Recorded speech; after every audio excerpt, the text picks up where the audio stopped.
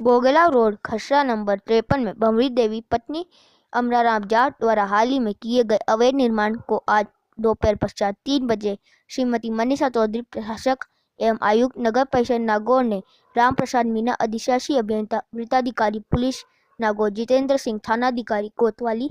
नागौर व रामधन बिश्नोई भू अभिलेख निरीक्षक नागौर की उपस्थिति में नगर परिषद स्टाफ के साथ ध्वस्त कर मौके से निर्माण सामग्री जब्त की गई एवं आगे भी निरंतर अवैध निर्माण व अतिक्रमणों के विरुद्ध कार्यवाही जारी रहेगी। नगर परिषद की कार्यवाही से नागरिकों